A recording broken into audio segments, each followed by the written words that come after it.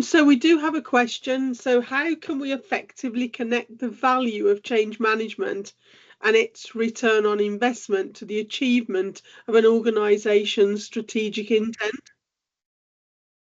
The question I'm asked the most often, actually, and the techniques that I work on the most frequently are very simply, we have to, as a group, take our subjective measures. Even yesterday, I was workshopping with a group about, well, how are you going to measure the contribution of all the work that you're doing? So they've got their giant change plan.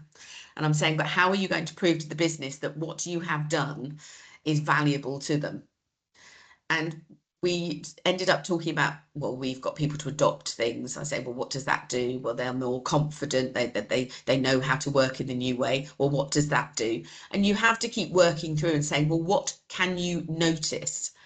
So they started to look at measures which said, well, actually, through all of the support that we've given, through the training and the practice sessions, through the addressing resistance to change, removing the barriers to actually working in new ways, we've got people up and running with the new ways of working.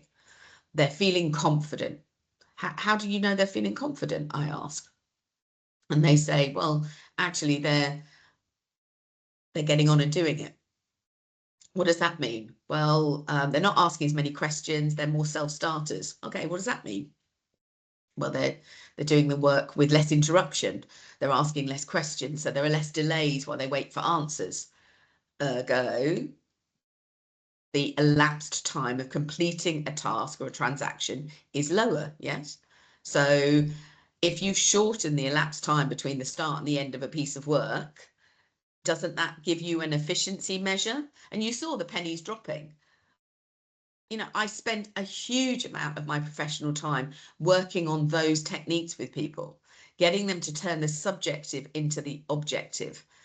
And without giving the game away too much, it is all about constantly asking, what will you notice? If you're going to make a claim that somebody is more confident, what does that, how do you notice that? If you're saying that a customer is more satisfied, okay, well, how would we notice that? What are the measures? And you don't immediately get to something that's measurable. You often have to go through 3, 4, or 5 loops. It's very much like the 5 whys.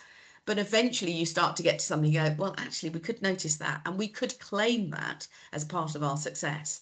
And I think that is the thing that people just aren't doing. We're just not doing it. And I ran an experiment, which I was sharing in the States the other day, which was about how people actually articulate change when they are asked to explain what's going on. And it's horrifying that what you end up with is people sort of saying, oh yes, well, we help people, we support people, we transition people, all of these things. I'm just looking for my notes here.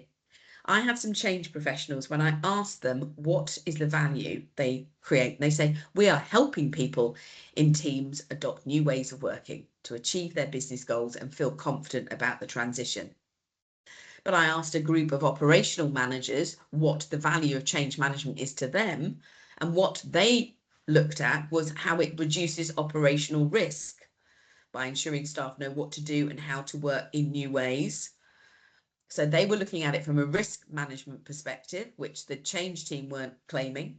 And then I asked a group of CFOs, and they talked about it in terms of the success rate of projects.